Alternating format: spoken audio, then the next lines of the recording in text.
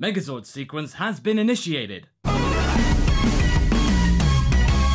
That's right everyone, Dragon Ball Super episode 120's rolled along and yeah, them be giant robots. A perfect survival strategy, Universe 3's Menacing Assassins. It's not the perfect one though. The perfect one would be to just burrow into the ground and then just wait for all of this to blow over. Thanks everyone, by the way, who participated in the hashtag SassyVados fanart challenge from last week, despite the interruptions in the video's release. As usual, at the very end of this video, you can see a selection of the SassyVados fanart, but in the meantime, stay tuned for the next fanart challenge coming up in this review. Before we begin, today's video has been sponsored by the good people over at VRV. Thanks to your comments, I've actually been catching up on the likes of My Hero Academia, as well as actually starting a brand new show, Food Wars. And I gotta say, you guys were right to recommend me those, they're great. I love them both! It's a perfect way to unwind after watching Super. Have you guys got any more recommendations? Send them my way in the comments. If you're not on VRV yet, for a limited time you can get 30 days free on me by using the link in the description.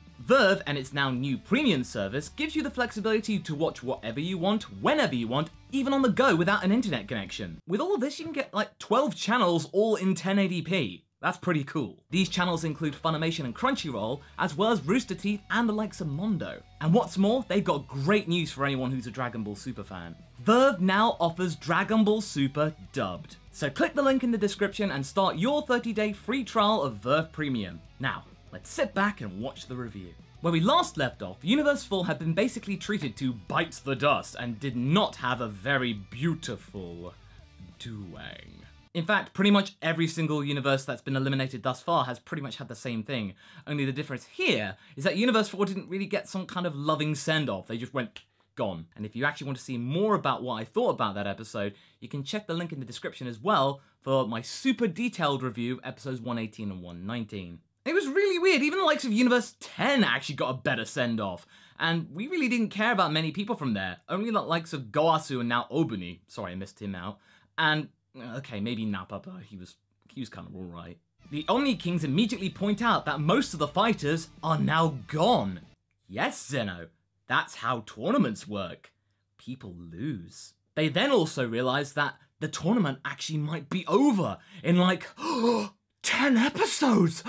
Oh, say it ain't so, Zeno! Say it ain't so! But the GP's just around to throw out the old usual quotes, as in just saying, it's not over yet, the real thrill's about to begin. Wait, so you mean the last 20 or so episodes weren't the real thrill, GP? It's only started now? Have I been wasting my time? Either way, the Grand Priest points out correctly that there are only 3 universes remaining, and that they are the hot ticket towards an interesting finale. The real subject for this episode is going to be Universe 3, because we barely see much from them save the occasional flash of inspiration, and of course, Katopless's valiant struggle against the likes of Vegeta and the androids and whatever.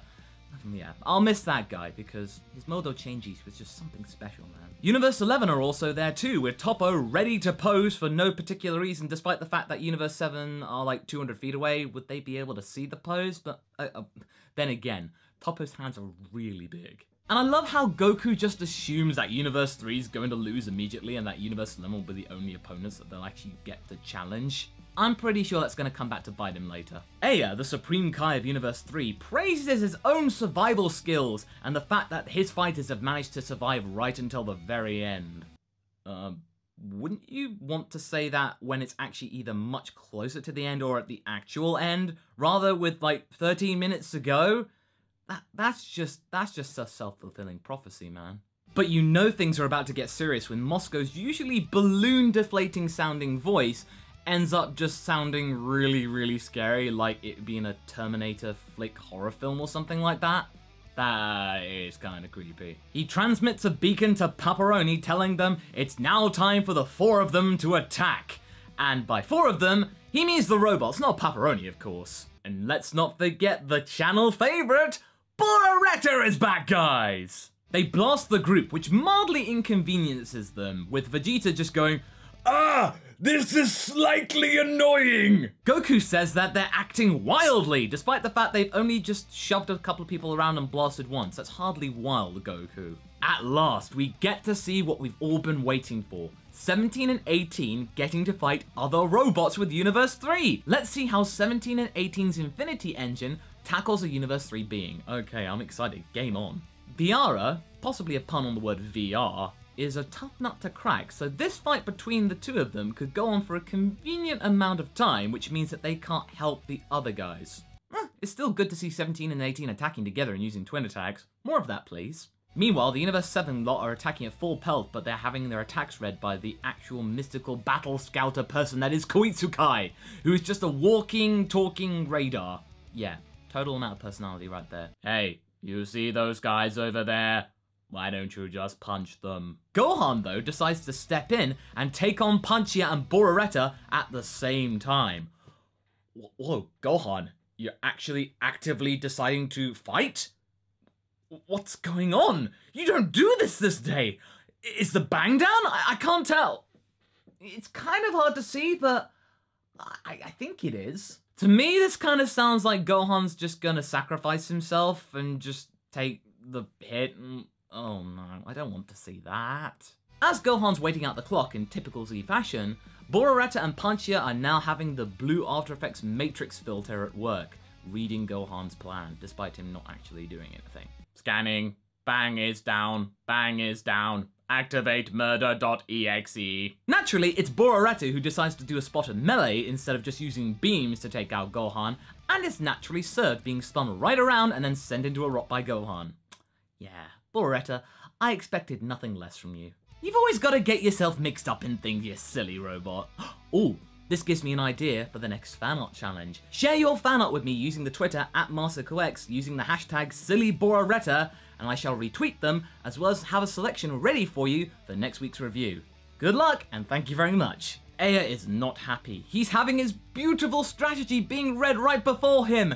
It's nerd versus nerd. Meanwhile, the fight between 17, 18 and Viara hasn't really progressed much. It's mainly just been them attacking and going in a straight line, and you'd think they'd have fallen off the ring by now, but no. It's typical Dragon Ball fare at this point. I also gotta ask, did anyone else twitch when Viara said Muda Muda? I did. Can you understand why? More twin attacks are made, and this time it's a very ingenious one.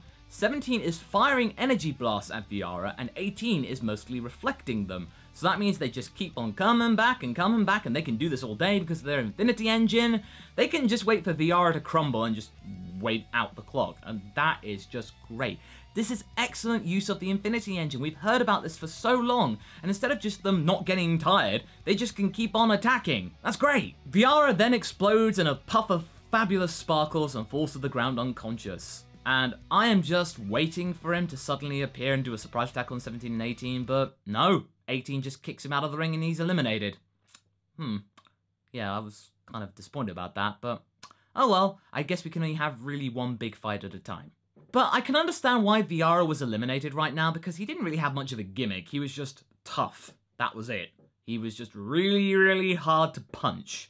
Whereas the other guys actually have something interesting going on, and we'll catch up with that right now. Things are looking pretty good for Universe 7 right now, but you just know they're just about to get another serving of hubris of their own. And seriously, I laughed out loud when the robots said in unison their names. They just sounded like... Wouldn't just a chuckle sufficed? However, Moscow then decides to enact Plan X. By the way, about the giant robot, totally called it. Paparoni then decides to enact some sosei gataying, as well as making sure there are no awkward moaning and more robotic awesomeness. Come on, who doesn't love a giant robot formation? The only thing missing right now is some cheesy 80s giant robo fusion music, like something to get your blood boiling. No, they just kind of use a standard super soundtrack thing. It's not really as special as it could be. Question, where is Bororetta speaking from? It's hardly dignified now, is it? Their battle capacity is at 1,256%. Not 1,256%! Oh, we only anticipated for 1,255%. We're totally doomed, guys! We're totally doomed. Koichia Retor, the fused robot name, is going Ultra Instinct! Joking. And is ready to loom down on Gohan, and it actually gets Frieza to say something. Something he's not done in a long time. Gohan then tries a beam blast followed by dust clouds, and in typical fashion, it does not work. Hey, at least Gohan isn't scared right now, and he decides to tackle the problem head on. Fist to giant ball. Gohan is barely hanging in there before Goku and Vegeta surprisingly come in with the assist.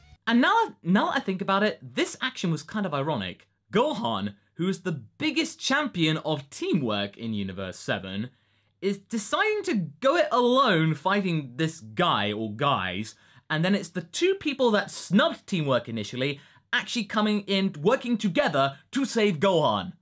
Think about that for a moment and how weirdly ironic it is. So yeah, all three Saiyans power up to their maximum power and tackle the robot head on. We then get some beam struggles with a Gallic Gun and a Kamehameha taking on Koichi Aretor. And wow, the Gallic Gun's really showing up a lot in Super, isn't it? I'm expecting Gohan to come in with a third beam anytime now. Oh no, wait, the beam got negated entirely. Alright, okay. Alright, doing something different. Oh no, wait! I was kinda right. Gohan did have a third beam ready, he was just waiting for a little longer because of all the dust clouds and the distraction of Goku and Vegeta. Yeah, okay, this is kinda neat, but this was all ruined with Gohan and then Piccolo spouting out exposition instead of just going, ha! Immediately. That would have been so much better. But no, you gotta have some kind of padding. Paparoni is laughing in typical fashion, but his creation is cracking under the pressure. Eventually, he is sent flying, and it looks like that Universe 3 is out entirely. Goku gives Gohan the thumbs up, and Beerus finally learns Gohan's name. Oh no, wait. Paparoni's still hanging in there, and he's got something up his sleeve, or more specifically at the end of it, with his staff. It looks like Universe 3 is about to hang in there for one more episode with 10 minutes left to go in the tournament. What else could they be planning? All in all, this episode was much better than the last one. It had decent pacing and it was nice to see some twists at the end of the episode, meaning that Universe 3 gets to stay on for another episode instead of just being a one-episode wonder like Universe 4, or the complete opposite of wonder. The only limp wrist here was that of Viara. He was just the fall guy, literally falling off the ring because he didn't really do anything. He couldn't fuse with the robot, although you really think he could, or Paparoni would build that in. But hey, the animation was alright and everything else kind of held well. I mean, it wasn't a stellar episode, sure, but it was way more composed than the likes of 119. As for the preview, oh man, we've got something the likes of Hirudegarn coming up here, and I have no idea how they do it, but it's there, and Universe 7's got to deal with it, and I wouldn't be surprised if Jiren gets in the way, or something like that, just to kind of stop and just go like, no, I want to fight Goku. Get out of the way. And don't worry, things might not be what they seem when we see 17 falling. That doesn't mean he's been eliminated necessarily. It could be that he's just falling down onto the ground or something, or somebody catches him. So don't read into that too much. Toei likes to mess around with the audience with the previews, so yeah, don't believe what you see. Just wait until next week to see the end result. But anyway, that was my review for Dragon Ball Super Episode 120. Tune in next time for my review of Episode 121 on Christmas Eve. Until then, be sure to like and subscribe. Catch you later, and now on with the fan art.